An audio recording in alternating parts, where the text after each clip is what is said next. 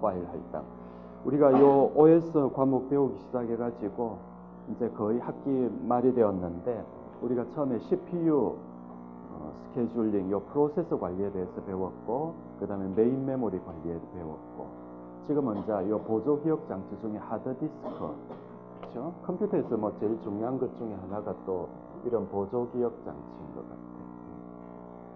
우리가 하드디스크라고 하는 게 지난 시간 때도 배웠지만은 원래 구조는 이런 구조라고 했어요. 여기 동심원이 있고 어떤 원판이 있다. 이 원판이 있고 여기 자석 물질을 발라가지고 여기 헤더가 있는데 디스크 헤더.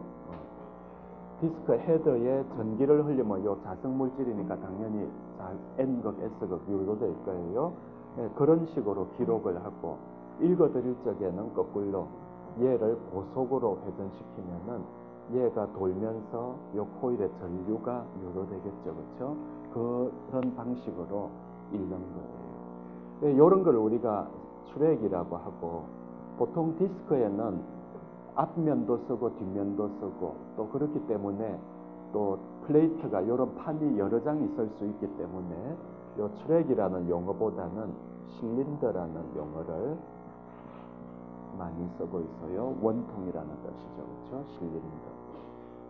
뭐 어쨌든 실린더가 있고 그 다음에 요거를 우리가 이렇게 쪼개가지고 요 하나하나를 섹터라고 하고 섹터 크기는 보통 한 0.5KB, 512바이트 정도 됩니다. 512바이트는 뭐 그렇게 큰 게 아니기 때문에 우리가 요 섹터 여러 개를 모아가지고 2개를 모으면 1kg가 될 거고 뭐 4개를 모으면은 2kg가 될 거고 어쨌든 뭐 그렇게 모아가지고 우리가 블록이라는 단어를 용어를 사용합니다. 그래서 처음에 하드디스크 포맷하면 어떻게 될까? 여기 있는 내용은 다 지워져 있겠죠. 그래서 그렇게 보면은 하드디스크는 처음에 포맷하고 나면은 전부 다 지난 시간 때도 말했지만은 하드디스크는 풀 오브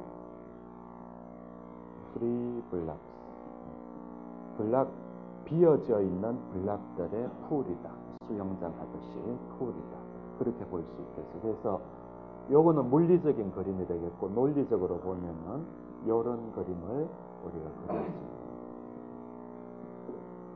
요 하나하나가 블락이다. 그렇죠? 하나하나가 블락.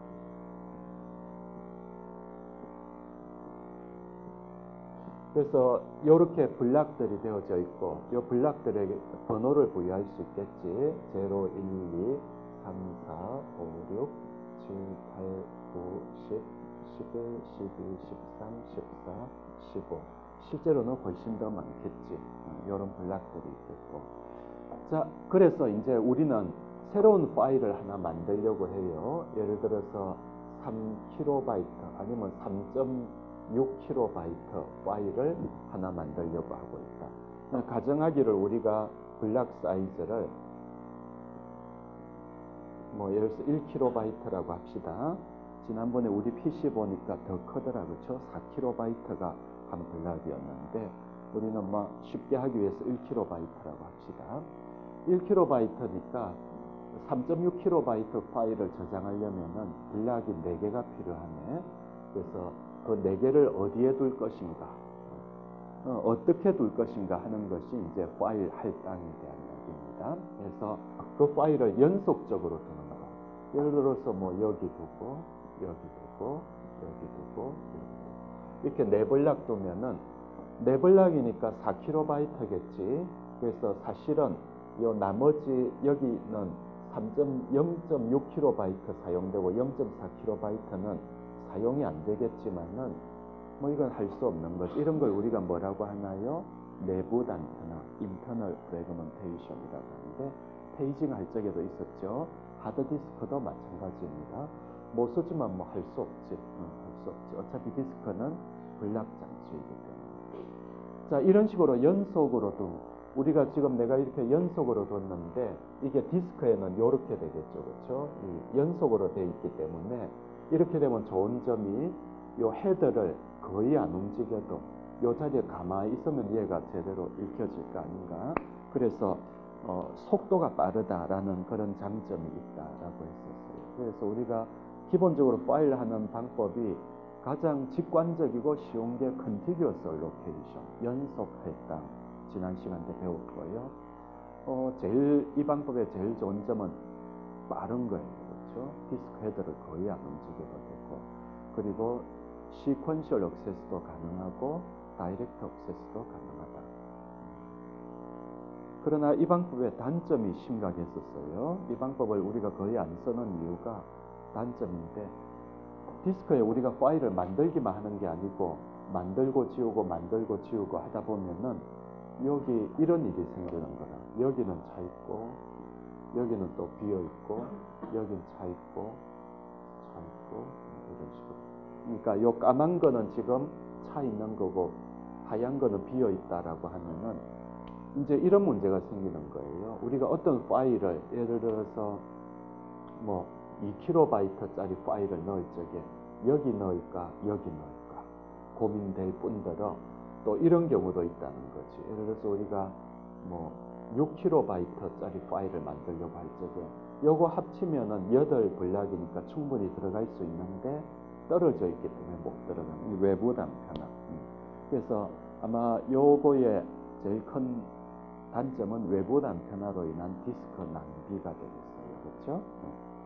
하여튼 뭐 이런 것 때문에 우리가 연속 할당이 가장 직관적이고 쉽지만은 뭐 현실적으로는 사용이 이제는 안 되고 있고, 요거의 개선된 형태가 지난 시간에 말한 것처럼 연결 할당입니다. 연결 할당은 이렇게 안 하고 우리가 자료 구조 시간 때 배운 것처럼 뭐죠? 그 링크드 리스트처럼 그렇게 만드는 거예요. 그래서 이 방식에는 어떻게 하냐니까 전에 말했죠. 요 디렉토리라고 하는 게 있습니다. 디렉토리는 메인 메모리에 저장되어 있고 OS에 의해서 관리되는 파일에 대한 모든 정보를 갖고 있는 거라고 생각하면 되겠어요. 당연히 요 디렉토리는 저장되어야 되기 때문에 전원이 꺼져도 실제로는 나중에 하드디스크 어딘가에 저장이 돼요. 디렉토리. 그러나 파워 온을 하면은 디스크에 있던 디렉토리 정보가 전부 메모리로 오는 거예요. 디렉토리 안에는 있는 정보가 뭐 파일의 이름, 만들어진 날짜, 그 다음에 파일의 주인, 뭐 이런 것들은 우리 눈에 보이고, 요 윈도우즈의 파일 탐색기 하면 이런 거 눈에 보이잖아요. 그렇죠? 언제 만들어졌고 이름이 뭐고 이런 거 다 보여요. 그러나 우리 눈에 안 보이고 커널만 보이는 게 있는데 요 파일의 위치, 로케이션. 요거는 우리 눈에는 안 보이는데 OS는 관리하고 있습니다. 그래서 예를 들어서 요 F1이라는 파일이 3.6kb면은 아까 연속 할당에는 연속해서 나왔지만 이번에는 아무 때나 넣으면 됩니다. 그래서 3.6kb면 4개의 블락이 필요하겠죠. 그래서 4개를 아무 때나 예를 들어서 여기 하고 그럼 시작 번지는 5가 되겠죠. 그 다음에 뭐 여기 하고 그 다음 여기 하고 여기 하겠다. 이러면은 여기 있는 포인터만 이런 식으로 연결해주면 우리 자료 구조 시간 때 배웠던 포인터 개념 있잖아요. 이런 식으로 해주면은 아무 때나 넣을 수 있기 때문에 장점이 뭐냐니까 외부 단편화가 없어지는 거죠. 그렇죠? 그래서 로케이션 요 이름은 예를 들어서 F1일 거고 뭐 시작 번지는 5번째 블락이고 5번째 블락을 읽으면은 그 다음에 요 포인트를 보고 그 다음은 어디구나, 그 다음은 어디구나, 그 다음은 어디구나 이렇게 알기 때문에 외부 단편화는 없어진다는 거죠. 가장 큰 특징이겠죠. 나쁜 점은 이제 요 포인터를 위해서 한 4바이트 정도 필요하다는 이게 나쁜 점이겠고, 그러나 이 방법의 가장 나쁜 점은 파일이 F1이라는 파일이 디스크 곳곳에 흩어져 있기 때문에 연속 안에 있고 헤더를 많이 읽으려고 하면 헤더를 많이 움직여야 됩니다. 그런 단점이 있겠고요. 또 시퀀셜 액세스만 가능하다. 다이렉트 액세스는 불가하다. 왜냐하니까 얘를 읽어야 얘 읽고 얘를 읽어야 얘 읽고 얘를 읽어야 얘 읽는 거지. 중간부터는 읽을 수가 없어요. 왜냐하니까 요 디렉토리에 보면은 중간이 어디라는 정보는 없거든. 시작 번지만 있을 뿐이니까. 그래서 순서대로 읽어야 되니까 다이렉트 액세스는 불가하다. 그리고 중간에 포인트가 여기 딱 하드디스크라고 하는 건 여기 뭐 먼지가 떨어지든지 하면 여기 못 읽히거든. 그럴 리 잘은 없지만은 어쨌든 고장 나면은 그 다음 거는 못 읽는 거예요. 그래서 신뢰성도 여러 문제가 되고, 요거를 극복하기 위해서 나온 게 지난 시간에 배웠던 FAT. FAT는 뭐였죠? 요런 포인터 정보들을 하나의 테이블에 모아둔 거라, 포인터 정보들을. 그래갖고 그거를 디스크의 어느 곳에 두도록. 그래서 포인터들만 모은 테이블, 그걸 우리가 파일 얼로케이션 테이블 FAT라고 하는데, 요 링크드 얼로케이션을 조금 변종이라고 해야 될까? 조금 더 나은 방식으로 개선한 거가 되겠고, FAT는 우리 윈도우즈에서도 쓰고 있고 리눅스나 거의 대부분의 뭐 간단한 FAT는 간단한 파일 시스템이기 때문에 뭐 디지털 카메라나 MP3 플레이어나 이런 데 안에 들어있는 플래시 메모리 안에 파일 시스템도 대부분은 FAT를 사용하고 있다. 우리가 그렇게 이야기했죠. 자, 이까지가 아마 지난 시간에 우리가 이야기했던 거 한번 리뷰해 봤습니다. 그래서 우리가 배운 파일 할당 방법이 첫 번째 연속 할당, 두 번째 연결 할당. 세 번째 방법은 뭐가 있을까? 지난 시간 끝에 한번 이야기했지만 오늘은 우리가 이 색인 할당에 대해서 알아보도록 할까요? 영어로는 indexed allocation 이런 방법입니다. indexed allocation은 뭐냐니까 이런 식으로 할당하는 겁니다. 일단 지울까요?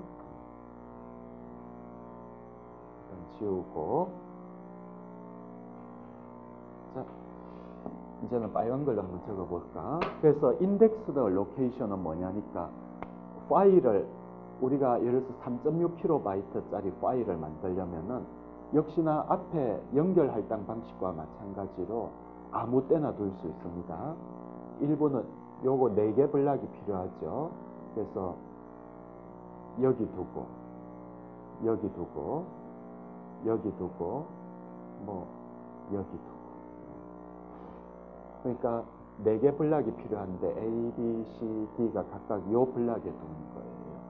이렇게 임의대로 두는데 그러면 얘가 어디 있다라는 정보가 필요하겠죠. 그래서 그 정보를 저장하는 블락을 따로 하나 둡니다. 그 정보를 저장하는 블락을 예를 들어서 9번 블락이라고 하자.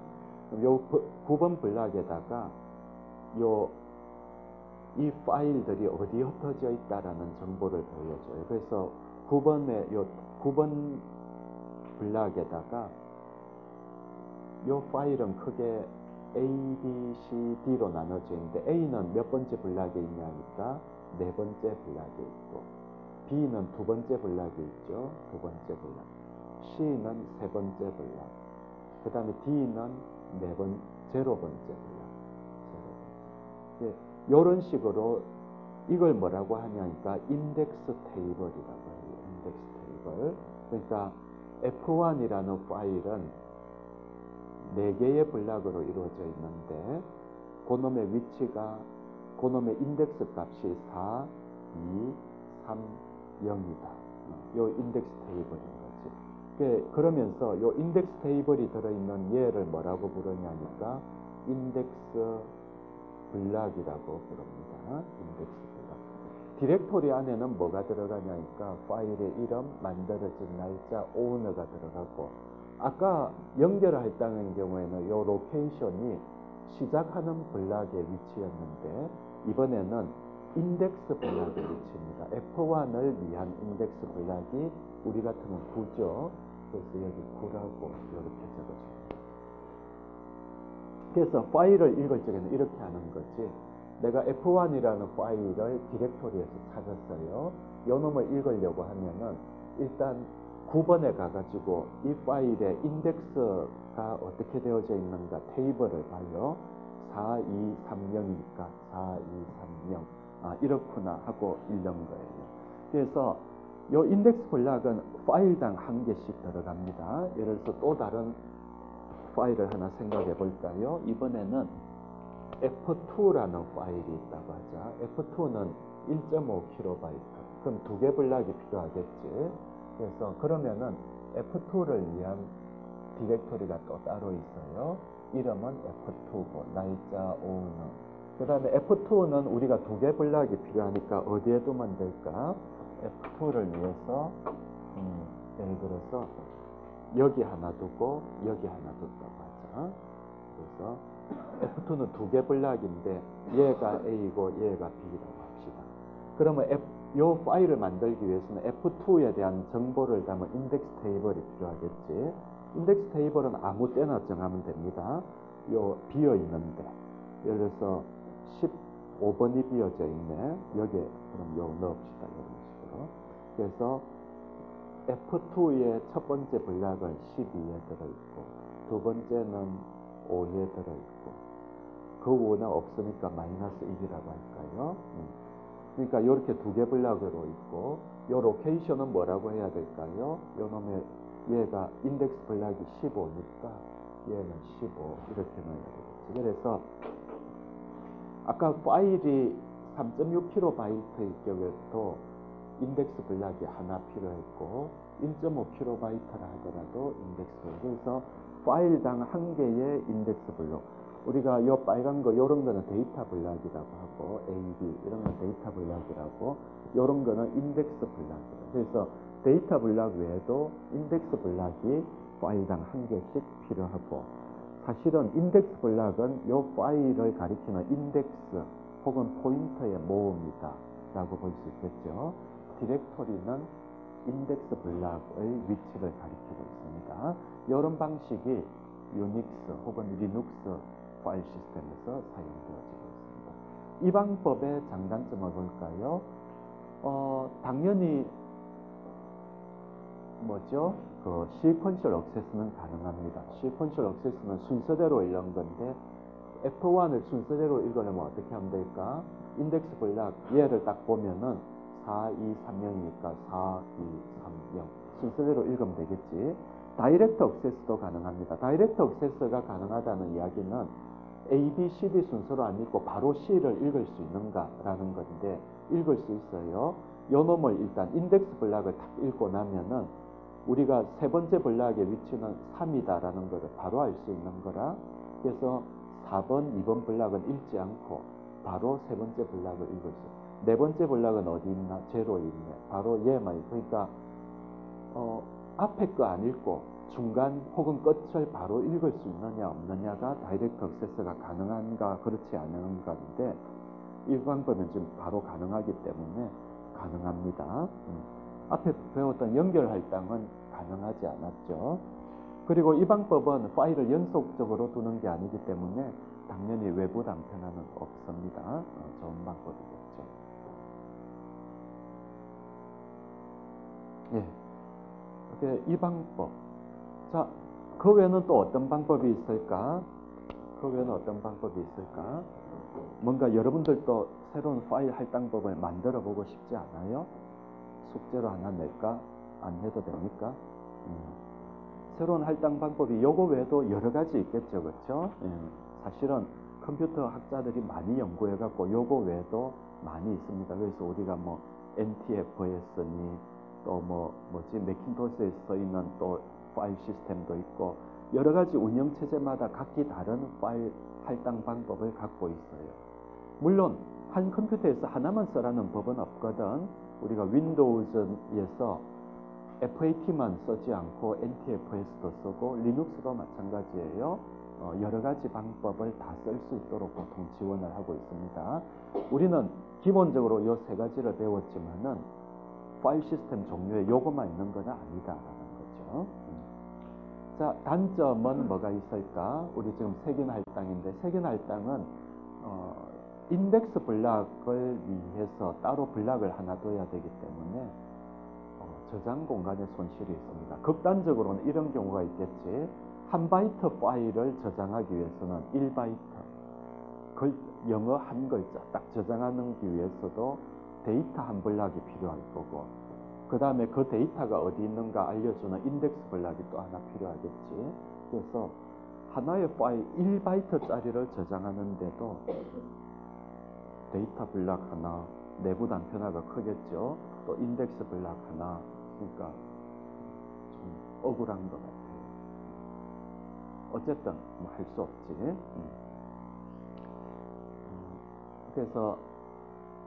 그래서 우리가 이 방식으로 하면은 지난번에 FAT인 경우에는 앞에 한 2개 블락 혹은 서너 블락 정도만 FAT가 보통 2개로 들어가니까 그것만 테이블로 들어가는데 이 방식에서는 파일마다 이 인덱스 블락이 필요하니까 그런 면에서는 좀 손해다라는 생각이 들기도 합니다. 자, 그러나 어쨌든 많이 사용되는 방식입니다. 또 한 가지 우리가 이 인덱스 블락을 두니까 어떤 문제가 일어날 수 있냐니까 지난번에 FAT 할 적에도 마찬가지였는데 이 인덱스 블락을 한번 확대해서 그려볼까요? 확대해서 그려봅시다. 인덱스 블락이라고 하는 건 이런 거거든. 인덱스 블락 안에 이런 테이블이 들어있어요. 요 파일이 흩어져 있는 인덱스 값을 모아둔 테이블이겠죠. 자, 그러면은 요 한 블락 안에 얘가 들어가는데 한 블락 안에 들어갈 수 있는 테이블 엔트리는 몇 개나 될까? 예를 들어서 한 블락이 512바이트라고 한번 가정해보자.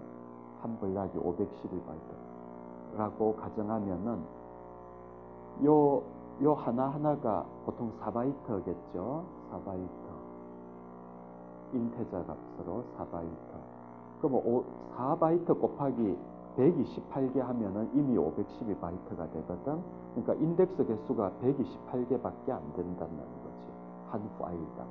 한 파일당 128개면은 128 곱하기 한 블락 사이즈가 0.5kb니까 이 방식으로 하면은 파일의 크기가 최대 64kb밖에 안 된다는 거지. 64kb는 큰 거예요? 작은 거예요? 작죠, 그렇죠? 요즘 세상에는 한 파일의 크기가 64kb는 작은 겁니다. 그러면은 한 블락이 512가 아니고 1kb면 어찌 될까? 똑같은 계산을 해보면은 이제는 256kb까지 가는 겁니다. 256kb는 큰가? 역시 요즘 세상에서는 안 커요. 동영상 파일 하나 보면 크기가 자기 혼자도 뭐 1GB 이렇게 되니까 그렇죠? 그래서 내가 지금 무슨 말 하냐니까 요 인덱스 블락 안에 들어가는 요 테이블 개수가 몇 개나 들어갈 수 있을까? 보통 하나가 4바이트인데 요 개수가 그러면 4바이트 곱하기 몇 개나 들어갈 수 있을까? 거기에 따라서 파일 사이즈가 정해지는데 아무리 생각하더라도 요 인덱스 블락 하나만으로는 큰 파일을 다 가리킬 수는 없을 것 같아. 큰 파일. 그러면은 이거를 어떻게 극복할 수 있는가? 여기 있는 것처럼 해결 방법을 우리는 그래서 이 경우에는 큰 파일을 만들려고 할 적에는 이게 안 되기 때문에 우리는 주로 이런 방식을 사용합니다. 인덱스 블락을 하나만 쓰지 않고 이런 식으로 하는 거지. 얘가 인덱스 블락, 처음 인덱스 블락이고 요 인덱스 블락 하나로 안 될 것 같으면은 얘가 다른 인덱스 블락을 가리키도록 하고 그걸로 안 될 것 같으면은 또 다른 인덱스 블락을 가리키도록 하고 또 안 되면은 또 다른 거 가리키도록 하고 뭐 이런 식으로 확대해 나가는 방법을 여기는 링크드 스키입니다. 그렇게 부릅니다. 다시 말한다면 이런 거인 거지. 얘가 3.6kb가 아니고 뭐 360kb다. 이러면은 블락 하나로 안 되거든. 그러면 요 제일 끝에 있는 요 놈이 요 다른 인덱스 블락을 가리키도록 해가지고 4230 뭐 하고 또 뭐 하고 그러니까 요 블락 외에도 요 블락도 쓴다는 거지. 이 블락으로 끝나면 다행인데 안 되면 또 얘가 또 다른 블락 가리키도록 뭐 이런 식으로 하는 게 링크드 스킴이 되겠습니다. 멀티 레벨 인덱스 스킴은 뭐냐니까 링크드하고 다르게 이렇게 합니다. 요 한 블락만으로 안 될 것 같으면은 블락을 여러 개 두는 거지. 블락을 여러 개 둬가지고 얘는 얘 가리키고 얘는 얘 가리키고 얘는 얘 가리키고 얘는 얘 가리키고 요래 가지고 요렇게 하면은 지금 테이블이 많아졌잖아요. 그렇죠? 많아졌어요. 요런 식으로 하는 거를 우리는 멀티레벨. 물론 요걸로도 안 되면 또 이러면 되겠지. 또 블락, 또 블락, 또 블락. 그러니까 꼭 2단계만 할 필요 없이 여러 단계로 해서 멀티레벨 인덱스 스킵니다. 그렇게 됩니다. 세 번째 콤바인드는 이 두 개를 합친 방법입니다. 이 두 개를 합치는 거지. 어떻게 합치면 될까? 이렇게 처음 인덱스 블락에서 여기 있는 요 놈은 실제 데이터를 가리키고 요 처음 있는 인덱스 블락의 요 앞쪽은 실제로 인덱스 값을 가리키고 요 끝에 있는 세 놈은 꼭 세 개일 필요 없습니다. 예를 들어서 세 개는 다른 인덱스 블록을 가리키고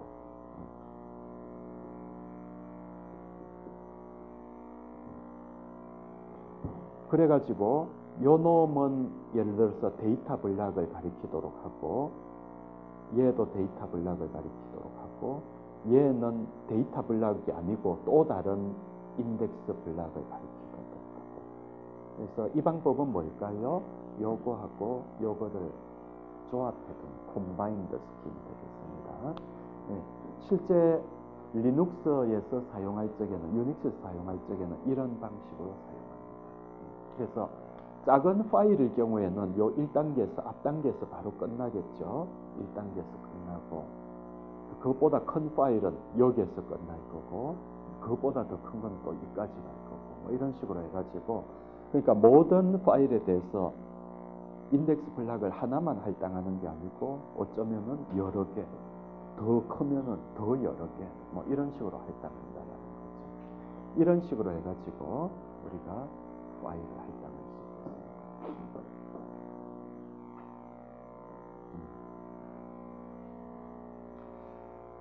있습니다. 이런 거 만든 사람들 머리 좋다 생각이 듭니까? 아니면 나도 할 수 있다고 생각됩니까? 원래 디스크라고 하는 게 출력 섹터 뭐 이런 거의 집합인데 우리는 컴퓨터 사용할 적에 그런 생각 전혀 안 하잖아요. 그렇죠? 왜 그게 가능합니까? OS가 이런 파일 할당, 파일 시스템을 우리한테 제공해주고 있거든. 그래서 우리는 뭐 내가 지금 만드는 파일이 몇 번째 출력이 있고 몇 번째 섹터에 있고 뭐 이런 거 전혀 고민하지 않아도 그렇게 할 수. OS의 목적 중에 하나가 사용상의 편리거죠. ease of use, 사용상의 편리, 또 퍼포먼스가 있었는데 어쨌든 이런 식으로 해갖고 사용자한테 굉장한 편리성을 주는 것 같습니다. 예, 이까지 해가지고 우리가 파일을 할당하는 세 가지 방법에 대해서 알아봤습니다. 주제를 바꿔볼까요? 주제를 바꿔봅시다. 아마 이번 학기 마지막 주제인 것 같습니다. 아무도 안 아쉬워하는 것 같은데 다들 시원해하는 논치인 것 같은데 어찌된 일이지? 나는 아쉬운데. 자, 마지막 주제 알아봅시다. 예, 디스크 스케줄링.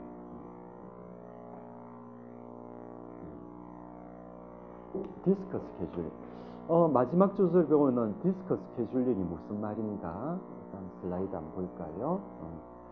자, 디스크를 그러니까 우리가 지금 앞에도 그랬지만은 우리는 지금 보조 기억 장치에 대해서 배우고 있고 뭐니 해도 가장 대표적인 보조 기억 장치는 아직은 플래시 메모리가 아니고 하드디스크예요. 특별히 PC 이상의 컴퓨터, 그렇죠? 서버 컴퓨터, 뭐 데스크탑 컴퓨터 이상에서는 다 디스크가 대표적인 그 보조 기억 장치가 되겠습니다. 디스크는 앞에도 그렸지만 원리가 이런 원리라고 했죠. 이런 원판이 있고 여기 동심원의 출애기 혹은 실린더라는 용어를 쓰는데 여기에다가 요 헤드를 움직여 가지고 해당되는 트랙으로 들고 가는 거예요.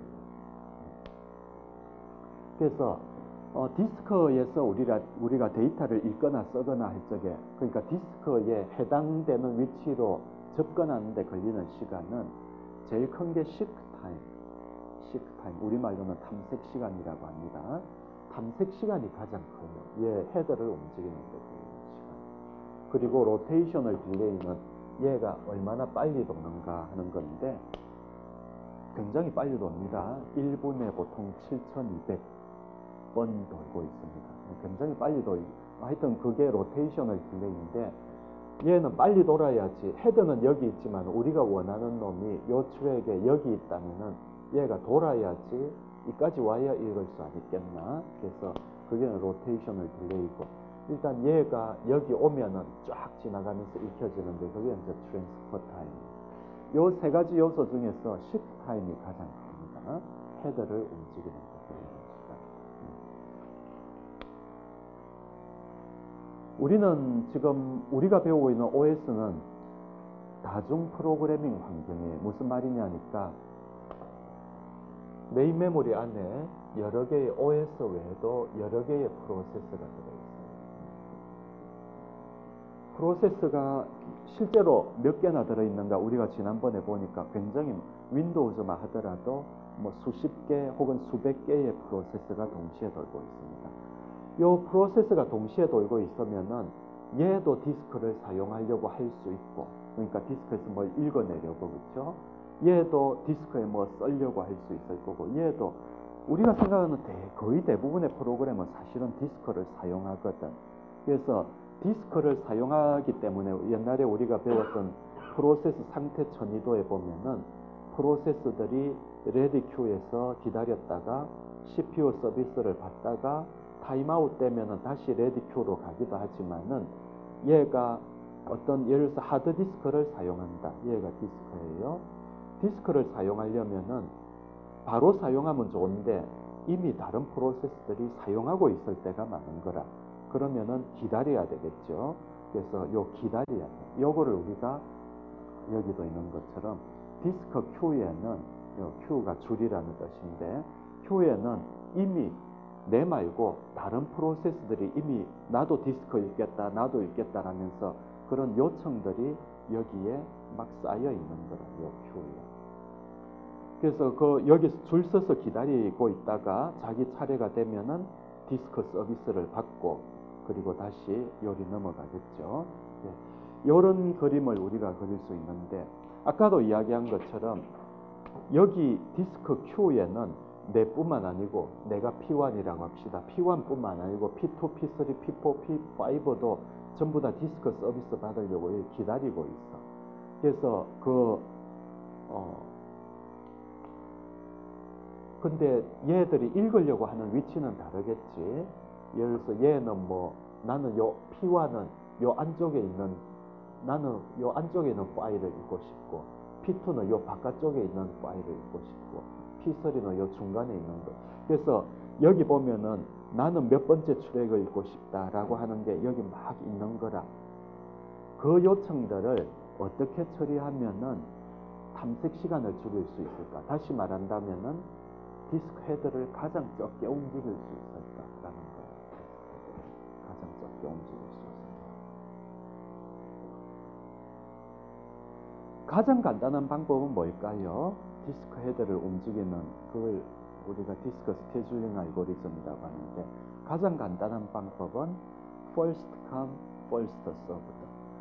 요 P1도 디스크 읽으려고 하고 P2도 읽으려고 하고 P3도 읽으려고 하는데 누구한테 먼저 서비스를 하는 게 좋겠습니까? 제일 쉬운 방법은 먼저 요청하는 애한테. 그러니까 요 큐에 먼저 온 애한테 먼저 서비스를 해준다. 뭐 당연히 그게 제일 쉬운 방법이겠지. 그래서 그 방법만 있을까? 딴 것도 있을 수 있겠죠. 딴 것도 우리가 좀 이따가 생각해 봅시다. 어쨌든 그래서 첫 번째 방법은 first come, first served. 줄여서 FC, FS 스케줄링이라고 합니다. 이 방법은 가장 간단하고 또 어찌 보면은 가장 공평합니다. 먼저 요청하는 애한테 먼저 해주는 게 당연한 거 알겠나? 근데 성능도 좋을까? 그건 모르겠어. 해봐야 알겠죠. 그렇죠? 자, 그래서 이 방법의 성능을 알아보기 위해서 디스크 헤드가 얼마나 움직였는가를 한번 알아보도록 합시다. 그래서 우리는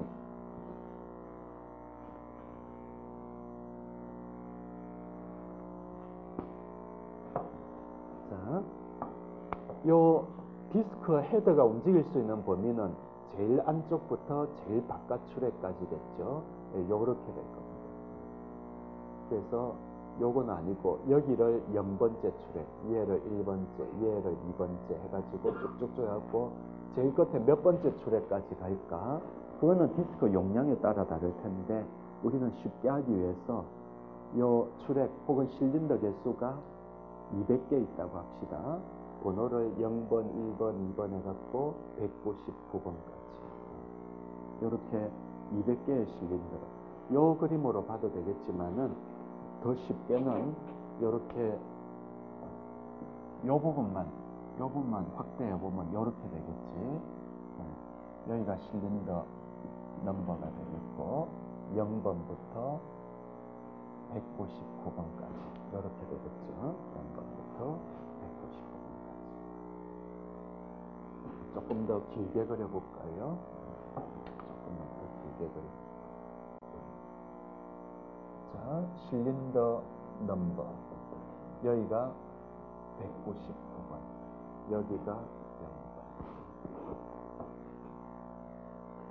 자, 그리고 요 디스크 Q에서 어떤 프로세스는 나는 첫 번째 출액에 실린더에 있는 내용 읽을래, 나는 30번째 출액 읽을래, 뭐 이런 식으로 요청이 막 들어와 있을 텐데 요 요청이 현재 예를 들어서 요렇다고 합시다.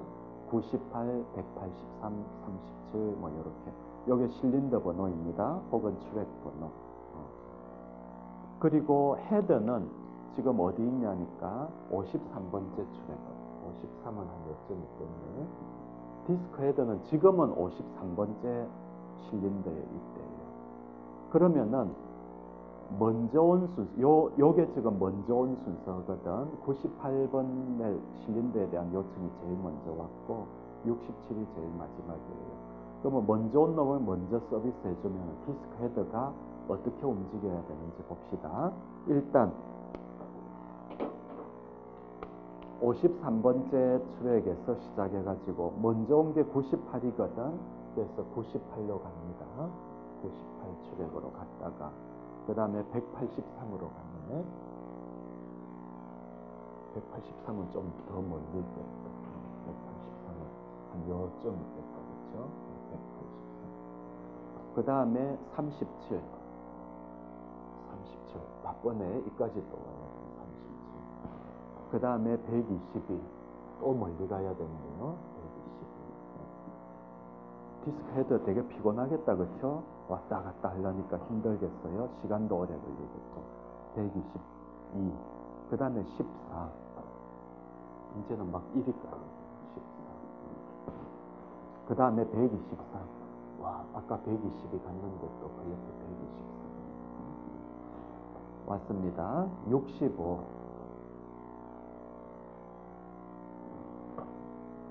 65. 67. 여기가 67. 자, 됐네요. 그렇죠?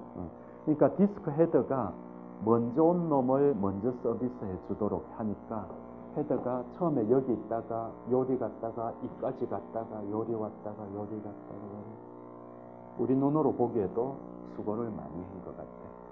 당연히 시간도 많이 걸렸겠죠. 그렇죠? 그러면 총 이동 거리를 한번 구해볼까요? 토탈 헤드 무브먼트. 얼마나 이동했는가를 계산해 봅시다. 이 그림 보면은 대충 이동 거리를 S라고 할까요? 얼마인 것 같습니까? 53에서 98 거쳐서 183으로 갔는데 뭐 이동 거리 자체는 요거겠지. 183 빼기 53. 그럼 여기서 여기까지 이동했고, 그 다음에는 얼만큼 이동했나요? 여기서 여기까지. 그러니까 183 빼기 37 플러스, 그 다음에 여기서 여기까지 했죠. 122 빼기 37. 그럼 여기까지 왔습니다. 그 다음엔 또 뭘까? 122에서 14로 왔네. 122에서 14를 빼면 되겠지. 힘드네. 그 다음에 14에서 124까지 왔습니다. 따라서 124 빼기 14. 그 다음에 124에서 98로 왔나요? 아니다, 65로 왔네요. 128에서 124에서 65로 왔어요. 마지막으로 65에서 어디로 갔냐니까 67로 왔거든요. 요거를 더하면 되겠습니다. 그렇죠? 요거 더하면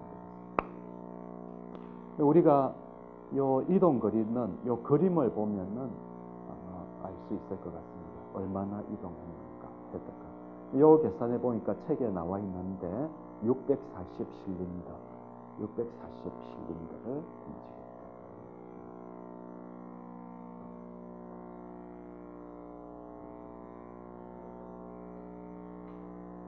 자, 질문. 요거는 가장 간단하고 또 공평하기도 한데 이 방법이 효율적입니까? 헤드를 꼭 이리 움직여야 될까? 우리 아까 얼핏 보니까 좀 아닌 것 같지 않나? 아닌 것 같지 않나? 어땠어요? 디스크 헤드가 막 이까지 가고, 그 다음에 요리 왔고, 또 이리 왔고, 계속 지그재그로 가는데, 우리 생각으로는 이라면 더 낫지 않았을까? 가는 김에, 53에서 가는 김에 요거 처리하고, 요거 처리하고, 요거 처리하고, 요랬으면 좀 더 나았을 것 같지 않아요? 이 지그재그로 왔다 갔다 하니까 되게 힘들었는 거라. 움직이는 거리를 최소화해야 탐색 시간이 줄어들 테니까 좀 더 좋은 방법은 뭘까? 이게 온 순서대로 하기보다는 여기서 요 가면서 처리를 해주는 게 더 나았을 것 같아요. 그래서 그 방법이 바로 SSTF 스케줄링이라고 합니다. 무슨 말일까? Shortest Shift Time First. Shortest Shift Time First. Shift Time이 최소화되는 것을 먼저 해라 라는 뜻이에요. 그러니까 Shift Time은 디스크 헤드를 움직이는 데 걸리는 시간인데, 디스크 헤드를 지금 위치를 기준으로 했을 적에 가장 짧은 거리만 움직였어도 되는 곳부터 먼저 해라라는 거예요. 디스크 헤드가 지금 53번째 트랙에 있습니다. 53에서 65가 가깝나 37이 가깝나? 되게 어려운 문제다, 그렇죠? 어디가 더 가까워요? 53에서 65가 가깝습니까? 37이 가깝습니까? 65가 가까워요? 진짜? 이거 빼면 얼마지? 16이에요. 요건 얼마예요? 12. 진짜예요? 진짜예요? 우리가 또 산수에 약하잖아, 그렇죠? 자, 그러니까 어쨌든 이 방법은 뭐냐니까 아까 요 영어로 된 말은 금방 말한 거하고 똑같습니다. 헤드를 가능한 한은 작게 움직이도 서비스 할 수 있는 그거부터 먼저 서비스하라는 거죠. 그러니까 여기 OS가 디스크 헤드를 움직이는 명령을 보낼 텐데 요 Q를 딱 뒤져보고 지금 디스크 헤드가 어디 있는가? 여기서 가장 작게 움직여도 될 만한 것부터 먼저 서비스를 하자라는 거예요. 얘가 이제 SSTF입니다. 한번 해봅시다. 그래서 이제는 요렇게 아니고 요렇게 되겠죠.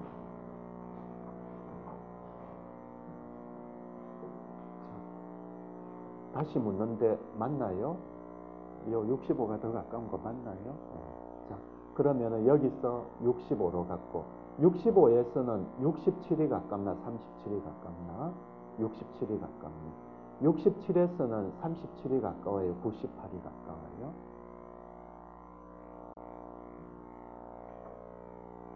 67에서는 37이 가깝나 98이 가깝나? 요거는 30이 거고 요거는 31이네요. 그렇죠? 그럼 뭐 얘가 가깝네. 그림이 좀 잘못 그려져 가지고 얘가 가깝네. 37이. 얘는 30이고 얘는 31이니까. 자, 37에서는 뭐가 가깝나요? 14가 가깝겠죠. 14 다음에는 그 다음엔 다 먼데 개중 가까운 거는 98이다 그렇죠. 122, 124, 183 이렇게 되겠습니다. 그래서 요거는 우리가 계산을 어떻게 하면 될까? 이거는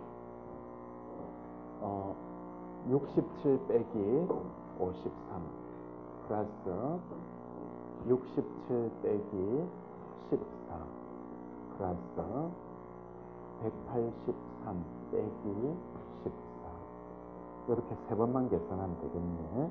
이렇게 계산하니까 여기 있는 것처럼 236 실린더가 나왔습니다.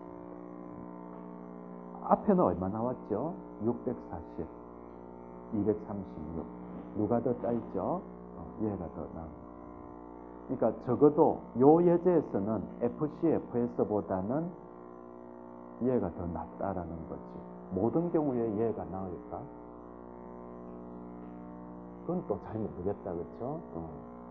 모든 경우에 나을까? 그건 우리가 또 고민 한번 해봐야 되겠죠. 네. 그래서 그 문제점에 대해서 요 밑에 있는데 이 부분에 대해서는 또 다음 시간 때 알아보도록 합시다. 네. 마치도록 하겠습니다.